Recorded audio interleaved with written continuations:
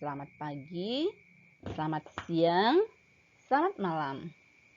Ketemu lagi dalam pelajaran otomatisasi tata kelola humas dan keprotokolan untuk kelas 12 OTKP, program keahlian manajemen perkantoran, bersama saya Niwayan Rusma Dewi Putri. Kita sudah sampai pada kompetensi dasar 3.14 tentang menerapkan persiapan penyelenggaraan pertemuan atau rapat. Adapun tujuan dari pembelajaran kita kali ini adalah: pertama, peserta didik mampu menjelaskan definisi rapat. Kedua, peserta didik mampu mengidentifikasi macam-macam rapat. Dan ketiga, peserta didik mampu menguraikan syarat pertemuan atau rapat.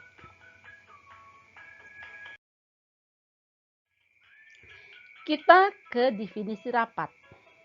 Jadi, rapat itu adalah suatu pertemuan yang dilaksanakan untuk membicarakan suatu hal yang memerlukan pemecahan. Dan ada beberapa pendapat tentang rapat. Yang pertama, saya kutip dari Wikipedia Bahasa Indonesia. Menyatakan bahwa rapat merupakan pertemuan atau berkumpulnya minimal 2 orang atau lebih untuk memutuskan suatu tujuan. Pendapat lain ada juga menyatakan bahwa rapat juga dapat dijadikan sebagai media untuk berkomunikasi antar manusia atau pimpinan kantor dengan stafnya. Rapat juga dapat diartikan sebagai media komunikasi kelompok yang bersifat tatap muka yang sering diselenggarakan atau dilakukan oleh banyak organisasi, baik itu swasta ataupun pemerintah. Pengertian rapat menurut beberapa ahli. Yang pertama, saya kutip adalah pendapat dari Nunung dan Ratu Evi. Menurut beliau, bahwa rapat adalah suatu alat komunikasi antara pimpinan kantor dengan stafnya.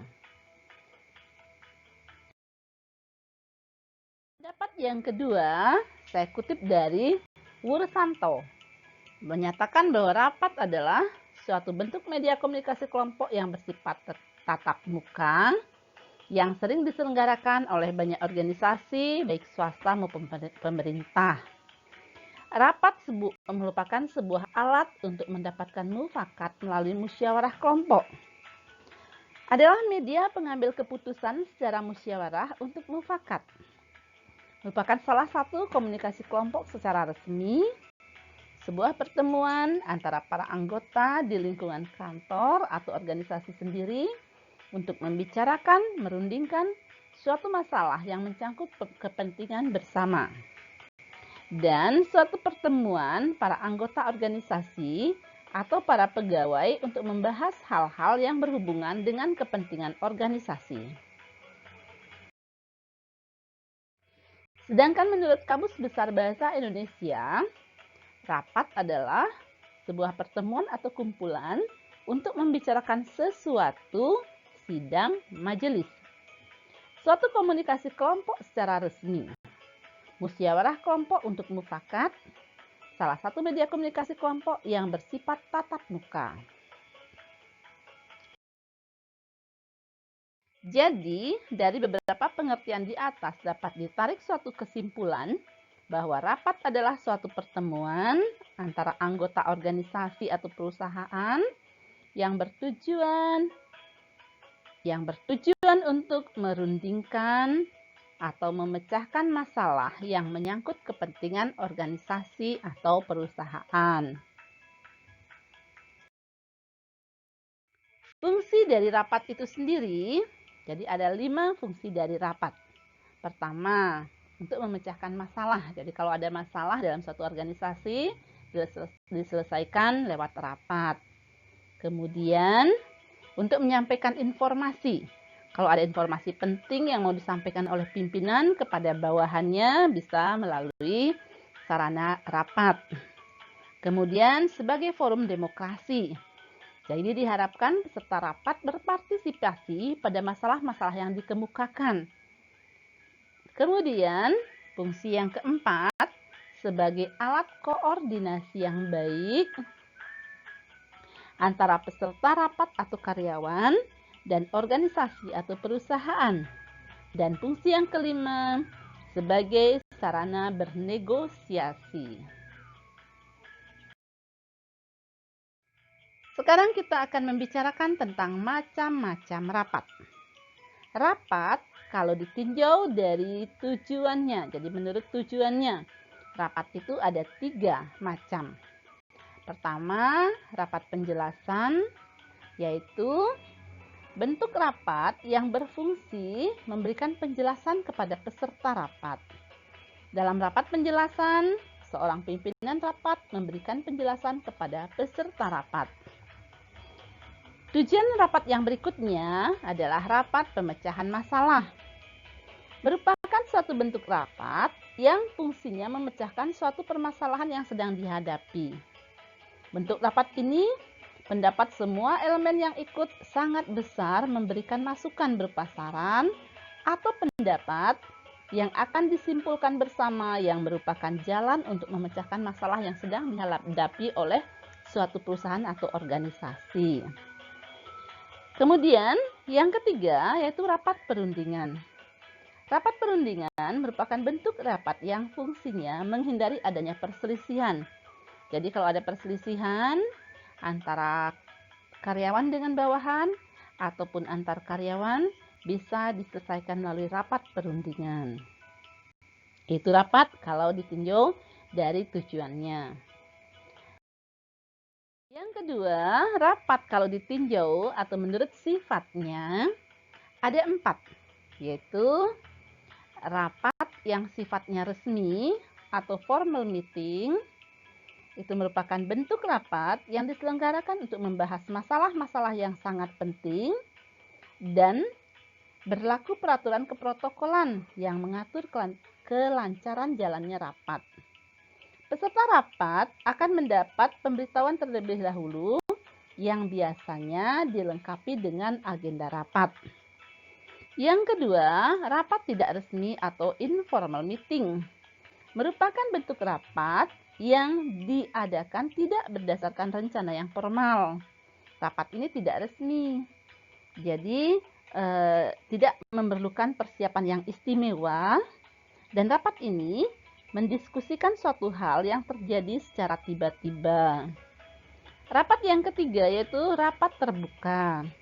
Rapat terbuka merupakan bentuk rapat yang dapat dihadiri oleh semua anggota dan materi yang dibahas tidak merupakan masalah yang bersifat rahasia. Kemudian, rapat tertutup.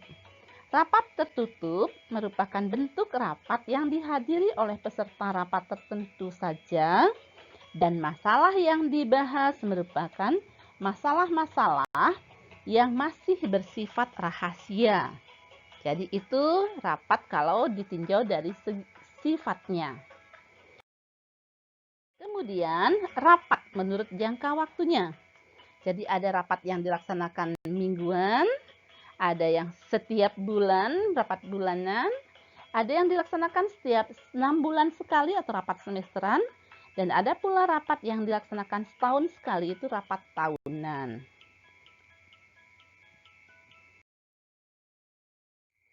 Menurut frekuensinya, rapat kalau dilihat dari frekuensinya, jadi ada 2 rapat. Rapat rutin, yaitu rapat yang sudah ditentukan waktunya, seperti rapat mingguan, rapat rutin bulanan, ataupun rapat rutin tahunan. Sedangkan yang satu lagi itu rapat insidental, yaitu rapat yang tidak terjadwal. Biasanya rapat ini membahas masalah-masalah yang sifatnya penting dan mendesak yang harus segera diselesaikan bersama. Rapat menurut saluran hubungan dalam organisasi ada 2 juga, yaitu rapat vertikal dan rapat horizontal. Yang namanya rapat vertikal merupakan bentuk rapat antara pimpinan dengan para bawahan dalam rangka memberikan informasi tentang berbagai peraturan atau kebijakan pimpinan, ataupun dalam rangka pengambilan keputusan.